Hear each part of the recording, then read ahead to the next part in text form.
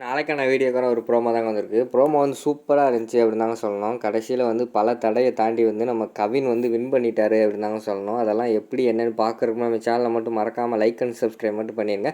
First எடுத்தோடனே drawing போட்டி வந்து ஸ்டார்ட் பண்ணுற மாதிரி காட்டிக்கிட்டு இருக்காங்க. அப்போ ஸ்டாஃப் எல்லாம் வெளியில் வந்து எல்லாம் ரெடியாக இருக்கீங்களா படம் வரைகிறதுக்கு வாங்க அப்படின்னு சொல்லிட்டு ரூமுக்குள்ளே வந்து கூட்டு போகிற மாதிரி காட்டிக்கிட்டு இருக்காங்க.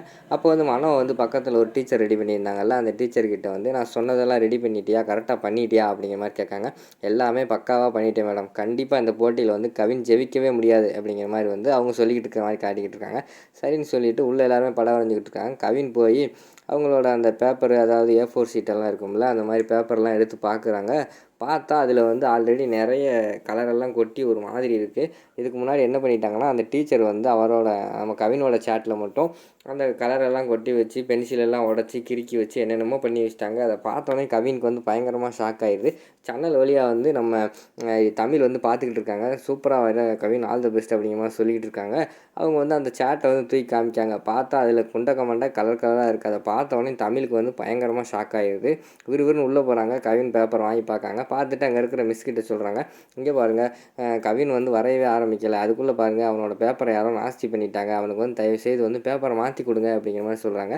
அந்த டீச்சர் தான் நம்ம மனோ ரெடி பண்ண ஆளாச்சு. அவங்க வந்து முடியாது, அதெல்லாம் முடியாதுமா, பேப்பர் கொடுத்தது தான், அவங்க இப்படி பண்ணிட்டாங்கன்னா நம்ம என்ன செய்ய முடியும், அப்படி எல்லாருமே தப்பாக வரைஞ்சிக்கிட்டு வந்து குழந்தைங்க நம்மக்கிட்ட வந்து எனக்கு வேறு பேப்பர் வேணும்னு கேட்டால் கொடுக்க முடியுமா, அதெல்லாம் கொடுக்க முடியாது, வரைஞ்சது தான், அவங்க அவ்வளோதான் அப்படிங்கிற மாதிரி சொல்லிடுறாங்க.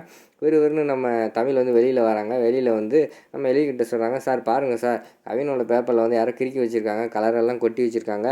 இப்போ போய் புது பேப்பர் கேட்டால் அந்த மேடம் வந்து தரமாட்டேன்னு சொல்லிட்டு இருக்காங்க. இப்போ என்ன பண்ணுறது அப்படின்னு சொல்லிட்டு அவங்களும் புலம்பிக்கிட்டு இருக்கிற மாதிரி காட்டுறாங்க. இதெல்லாம் இந்து வந்து அங்கிட்டு மறைஞ்சு நின்று பார்த்துக்கிட்டு இருக்காங்க. இந்து வந்து தமிழை கூப்பிட்றாங்க, இங்கே வான்னு கூப்பிட்றாங்க. போனவொடனே அவங்களும் சொல்கிறாங்க, கவினோட பேப்பரில் இப்படியெல்லாம் பண்ணி வச்சுட்டாங்க, யாருன்னு தெரியல அப்படிங்கிற மாதிரி சொல்லிட்டு இருக்காங்க. அதுக்கு தான் நான் கூப்பிட்டேன், இங்கே வா, நான் சொல்கிற மாதிரி செய்ய அப்படிங்கிற மாதிரி சொல்லிட்டு அவங்க வந்து காதுக்குள்ளே ஏதோ ஒன்று சொல்கிறாங்க. அதை போய் வந்து கவின்கிட்ட அப்படியே சொல்கிறாங்க. கவின் அதை படம் மாதிரி வரைஞ்சி சூப்பராக கொண்டு வந்துட்டார். படம் பயங்கரமாக இருக்கிற மாதிரி காட்டிக்கிட்டு இருக்காங்க. அடுத்து எல்லா குழந்தைகளுமே வந்து படம் வரைஞ்சிட்டு பேப்பர்லாம் சப்மிட் பண்ணிடுறாங்க. அதுக்கடுத்து கடைசியாக வந்து அதுக்கு மார்க் போடுறதுக்கு, ஜட்ஜ்மெண்ட் கொடுக்குறதுக்குலாம் ஸ்டாஃப் மாதிரி வருவாங்கள்ல, அவங்க வந்து வராங்க. குழந்தைங்க எல்லாருமே சூப்பராக வரைஞ்சிங்க, ஆனால் இதில் வந்து ஒரே ஒரு வின்னர் தான் அறிவிக்க முடியும். அந்த வின்னர் யாருன்னா கவின் தான் அப்படிங்கிற மாதிரி சொன்னோன்னே பயங்கரமான சந்தோஷமாயிருது எல்லாருமே. நம்ம எழில் வந்து கவினை கட்டி பிடிச்சி அப்படியே ஹக் பண்ணுற மாதிரி காட்டிக்கிட்டு இருக்காங்க. அதோட பார்த்தீங்கன்னா இந்த ப்ரோமோ வந்து முடிச்சிடுறாங்க.